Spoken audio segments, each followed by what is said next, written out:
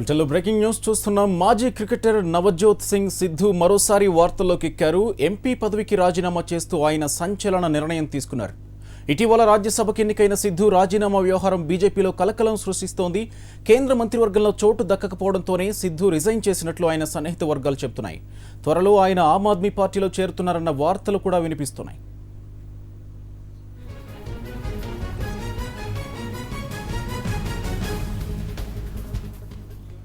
Right, ఇక సిద్ధు రాజీనామాకు సంబంధించిన మరింత సమాచారం మా ప్రతినిధి ఢిల్లీ నుంచి శిరీష్ అందిస్తారు. శిరీష్, చెప్పండి, సిద్ధు రాజీనామాకి కారణం ఏంటి అసలు? గోపి, పంజాబ్ ఎన్నికల సందర్భంగా బీజేపీకి మంచి కేసు కావాలన్న ఉద్దేశంతో సిద్ధు 2 నెలల క్రితము రాజ్యసభను నామినేటెడ్ కోటాలో బీజేపీ కేటాయించడం కూడా జరిగింది. ఆ తర్వాత కేంద్ర మంత్రివర్గ పునర్వ్యవస్థీకరణ సందర్భంగా సిద్ధుకి క్రీడా శాఖ మంచి కట్టబెట్టవచ్చు. ఆయన సేవలను పంజాబ్ లో విస్తృతంగా బీజేపీ వాడుకునేందుకు ఆస్కారం ఉందన్న ప్రచారం అనేది కూడా జరిగింది. లోక్సభ ఎన్నికల్లో అరుణ్ జైట్లీ కోసం కేంద్ర ఆర్థిక శాఖ మంత్రి కోసం తన పార్లమెంట్ స్థానాన్ని సిద్ధు వదులుకున్నారు. ఆ తర్వాత సిద్ధుని బీజేపీ సముచిత గౌరవం అనేది కూడా ఇవ్వలేదని చెప్పేసి కూడా ఆయన ఇన్ని రోజులు కూడా అలకపోవడం కూడా జరిగింది.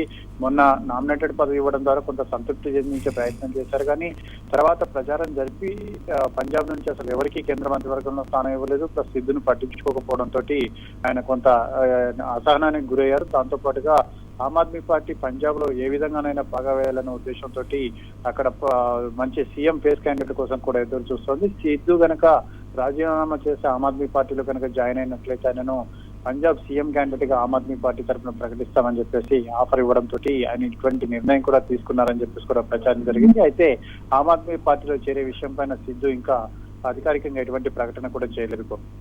అయితే శిరీష్, మనం అనుకోవచ్చా, సిద్ధు గత కొంతకాలంగా బీజేపీలో యాక్టివ్గా ఉంటూ వచ్చారు. కొంతకాలంగా మనం చూస్తే సిద్ధు ప్రస్తావన బీజేపీలో కొంతకాలంగా వినిపించలేదు.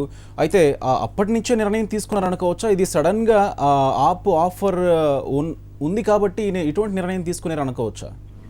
అంటే కేంద్ర మంత్రివర్గంలో తనకు స్థానం దక్కకపోవడంతో సిద్ధు చాలా అసహనానికి అసంతృప్తికి గురయ్యారనేది కూడా తెలుస్తోంది. అదేవిధంగా పంజాబ్ ఎన్నికల సందర్భంగా ప్రస్తుతం పంజాబ్ ఎన్నికలంటే కూడా సమీపిస్తున్న తరుణంలో తన రోల్ ఏంటనేది కూడా బీజేపీ స్పష్టంగా చెప్పకపోవడం, పంజాబ్ కు సంబంధించిన పరిణామాల విషయంలో సిద్ధుని పరిగణలోకి తీసుకుపోవడం అనేది కూడా అసంతృప్తికి కారణం అని తెలుస్తోంది. ఫైనాన్స్ మినిస్టర్ అరుణ్ జైట్లీ తోటి అరుణ్ పడకపోవడం అనేది కూడా ఈయన బయటకు రావడానికి కూడా మరొక కారణంగా కూడా చెప్తున్నారు.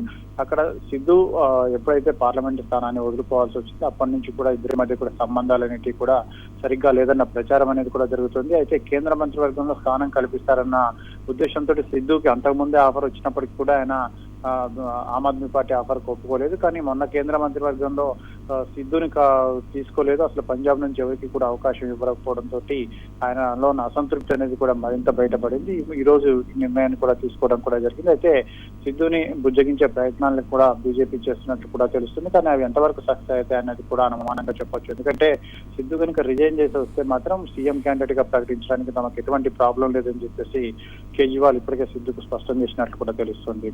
Right, thank you Suresh.